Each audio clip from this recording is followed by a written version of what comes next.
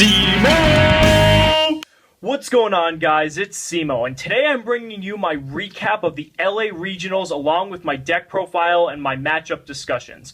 So, first of all, going to LA Regionals was absolutely awesome. I mean, there was over 1,000 people there, which is what we had here in Vegas for a YCS. So just to see that many people in a tournament was amazing. And, you know, the competition there is real. I mean, there are so many amazing players, and overall, it was just an awesome time. I'm totally glad I went. So, let's go ahead and get right into the deck profile. As you can clearly tell, I decided to run Stellar Knights. Now, I'm going to go ahead and explain things as I do the deck profile, because that way I feel like it's just so much easier to explain how everything went in the tournament. So, we're going to start off with the obvious 3 Stellar Knight Deneb. This really doesn't need much explaining. It's your Searcher. I mean, that's really all it is. And with your Stellar Knight Altair, you just recycle Deneb for days and you keep searching. I mean, it's just... the amount of just like sheer advantage you get from this combo alone is just nuts. And let me go on record by saying I opened Deneb literally every single game, or I had a way to get to Deneb every single game. So the deck definitely did its job. Next, we have 3 Stellar Knight Unokalai. This is your alternate way to get Deneb into the graveyard, because as good as Deneb is, where it's +1, you know, sometimes you want it in the graveyard because you already have Altair in hand. So Unokalai provides a way to do that. The reason I choose to run 3 is because he's an 1800 beater, which this deck can sometimes have trouble with since the monsters are generally weak. So I like running 3 just because of his attack stat. Then we have 1 Stellar Knight Vega. I did have this card at 2, but I decided I liked 1 the best because I hated drawing this card by itself and having no other play. And so I figured if I would ever need Vega, I can always just search it off of Deneb or any of my other searching outlets. So I realized that 1 Vega was the best, and I'm glad I ran it. I wouldn't run any more than 1. And to round out the monster lineup, we have 1 Stellar Knight Alsam. And Alsam, like, okay, people who don't run this guy in Stellar Knights need to start running him, because this card wins games on its own.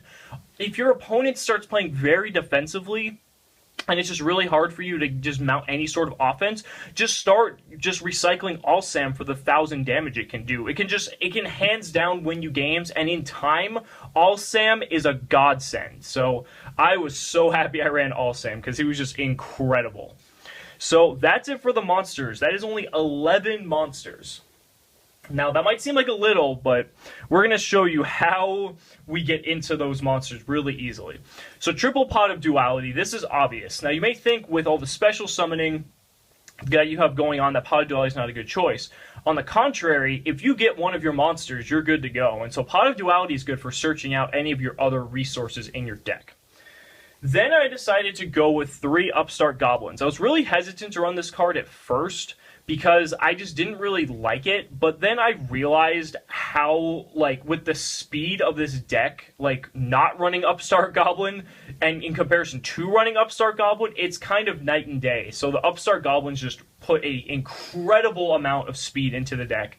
And on top of it, the Upstart Goblins are good because they're a good card to side out for games 2 and 3, and definitely game 3, because life points actually do factor in on game 3, especially if you're going into time, and you don't want to see Upstart Goblins if you're in time. So I always felt that Upstart Goblin is a really good card to side out. And then for more draw power, because this deck doesn't have enough draw power, we have 2 copies of Reinforcement of the Army.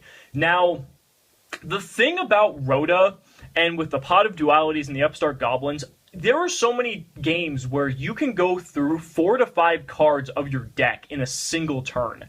I mean, it's just absolutely crazy what these cards can do. And it's really good because then you know you're not going to be drawing them later, and then you can just draw cards you really want to see. So next for the spells, we have 2 copies of Forbidden Chalice. I absolutely love Forbidden Chalice for a couple reasons. For one, it's really good against Shaddolls because you can use it in the damage step to negate their effects. And the second reason I love it is because you can use it both offensively and defensively. So, for example, I had an opponent who was using Shaddolls. He used his Shaddol Winda and attacked into my Unokalai, and I chaliced my own Unokalai to give it 400 attack, and then the monsters ended up crashing and both being destroyed. So there are just so many different ways you can use Chalice that's just kind of somewhat better than Breakthrough Skill, and at the same time it's not. But I was so happy I ran Chalice. It was such a good pick. Then we have 2 copies of MST. I kind of wish I ran 3 in the main deck, mainly because the Floodgate cards were just real at this tournament. But at the same time, I never ran into an instance where... Actually, no, that's a complete lie. Never mind. Yeah, I wish I had 3 MSTs, because for the most part, I'll put it that way, I always drew them when I needed them. But Skill Drain kills this deck. I'll just put it that way. Skill Drain utterly rapes this deck. And if you don't draw an MST, you are going to be in for a fun time. So next we have 2 copies of Soul Charge. I don't like 3, mainly because I have never seen myself using 3 Soul Charges in a single game. And on top of it, again, it's too cloggy if you have 3. I got Soul Charge right when I needed it. It was really good at 2. Trap out the spells, we have 1 copy of Book of Moon. Book of Moon might be one of the MVPs of the main deck, because there were so many times where I would summon a Satellar Knight monster, they would Breakthrough Skill it, and then I would just book my own monster so the effect would resolve, and usually that'd be for Deneb or Altair. So that was really good. One of the best plays with Book of Moon, for a lot of people who don't know, if your opponent, say you have a face-up Xyz monster, and your opponent activates Shaddoll Fusion, if you Book of Moon your monster in response to the Shaddoll Fusion, they actually are forced to use monsters from their hand for the activation of Shaddoll Fusion, since you no longer have a face-up Xyz monster. So they either are forced to use materials from their hand for the fusion, or Shaddoll Fusion just fizzles away. So Book of Moon is so amazing for that reason, because you can just bait out Shaddoll Fusion, and then I did that on at least 2 opponents, and we had to call a judge over both times because they didn't believe me that worked. But oh my god, they were so salty after I did that. Yeah, it was really good. So that's it for the spells. For the traps, 3 of the best trap card in the game, Stellar Nova Alpha. I absolutely love this card. I wish I drew it more than I did, but for what it was, Stellar Nova Alpha is absolutely incredible. I think this is the best card in the game right now, which is mainly the reason why I'm running the deck. And yeah, it was no complaints at all. 2 copies of Breakthrough Skill. As I mentioned, Breakthrough Skill and Forbidden Chalice kind of have their backs and forths, but Breakthrough Skill is still an incredible card, and you can use Breakthrough Skill twice, which makes it really good, and Effect Negation is really key, so I felt like the double Breakthrough Skill was really strong. 2 copies of Call of the Haunted. A lot of Satellar Knight players run 3. I like 2, mainly because I feel that 3 clogs a lot, especially if you open a brick hand and you have no other monsters, and say you just have like 2 or 3 Call of the Haunted in your hand, you're just screwed. So I felt like 2 was a really good number, and it worked out for me really well. Call of the Haunted in this deck's incredible, because if you end phase Call of the Haunted on any of your Satellar Knights, they get their effects, and then it's your turn, and then you get to use their effects all over again. So it's a really strong card. 2 copies of Vanity's Emptiness, for the same reason as Call of the Haunted. I don't like 3 because 3 clogs. Vanity's Emptiness is still an incredibly powerful card. I really was happy I ran it. My original builds did not run it at all, because I really just don't like Vanity's Emptiness as a card altogether. But it's such a strong card, and especially with this deck too, you can kind of lock yourself out. But with the amount of spells you run, you can kind of turn it off at your own will. But it backfired on me 1 or 2 times. But for the most part, it did what I wanted it to do. For the 1 of traps, 1 compulsory evacuation device. This is staple. 1 dimensional prison. I was thinking about running 2, and at one point I was running 3, and I settled on 1 for the logic that if they see 1, they're gonna assume that I'm running more. So it's kind of like it's just a kind of psychology thing to kind of make them fear D-prison. And for the most part, I would always side out Dimensional Prison games 2 and 3, and not just at this tournament, even in testing. So I figured I didn't really want to run Dimensional Prison, because it's not really good if you have a card you always want to side out games 2 and 3. So that's why I chose to run 1, and it did its job. I was actually really happy. Now for the biggest mistake I ever made in this deck, which is running a copy of Phoenix Wing Windblast. The I don't know what I was thinking. I was working on finalizing my deck at like 2 in the morning before the event, and I was just like, okay, what if I just teched a copy of Phoenix Wing Windblast just for the fun of it? And I guess at 2 in the morning the idea was really good, and the thing about it is it was horrible, but at the same time it actually saved me, because at one point I played an opponent who ran Malefic Stardust Dragon, and if that Phoenix Wing Windblast would have been a Mystical Space Typhoon, I wouldn't have been able to get rid of it.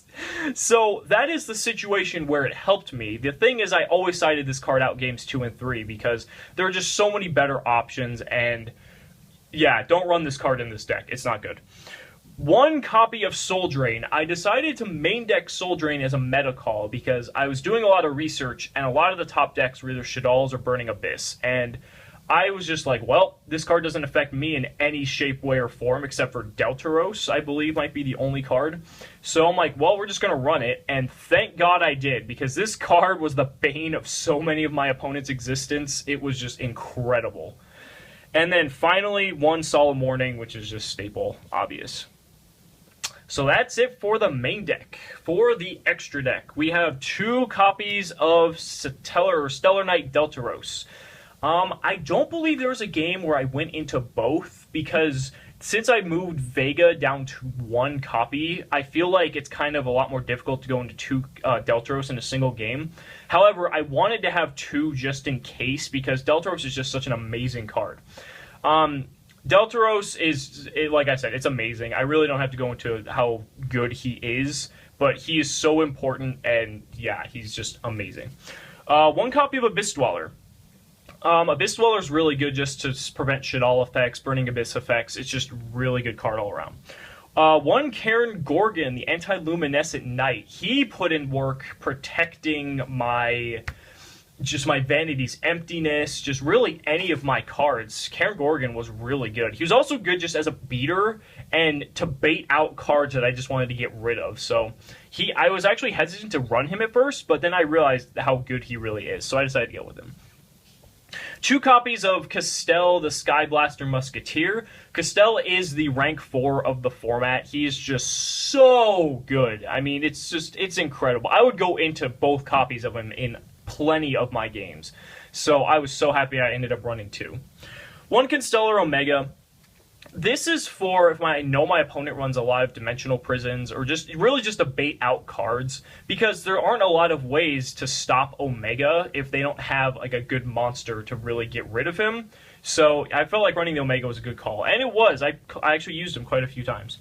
1 Daigusto Emerald.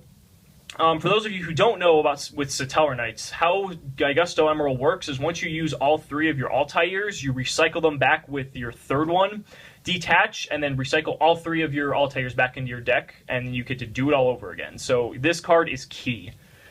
1 Exciton Knight. 1 really cool play I actually did with Exciton was I actually had a Deltaros and an Exciton, and I wiped my board, or the whole board, I should say. I killed my Deltaros. Deltaros got its effect to summon Altair. Altair summoned back the Deltaros. And believe it or not, I was actually still not at card advantage, so I had the ability to wipe the board again on my opponent's turn if he decided to attack Exciton. So that was actually a really cool play, and it almost won me a game. So Exciton was good. Cowboy. I cowboyed a couple people for game. Gandiva is actually really, really good, especially combined with Soul Drain. Gandiva is an absolute beast. I mean, it's nuts, especially for the mirror match. Gandiva is really important. 1 Rhapsodian Berserk. Oh, I'll have to talk about that later. I'll talk about that in part 2 when I discuss the matchups. 1 copy of 101. 101 is just... Castell's in the game, but 101's still good. Paladynamo, which I actually went into a lot more than I thought I was going to. Yeah, Paladynamo is just really good. And finally, the MVP of the extra deck, Wind Up Zenmaines. Oh my god. I will go into that card when I do part 2 as well. But oh my god, Wind Up Zenmaines. So that is it for the extra deck and the main deck. Thank you guys so much for watching. I'm going to do a part 2 where I discuss my side deck and my matchups as well. So thank you all so much for watching. We'll see you next time.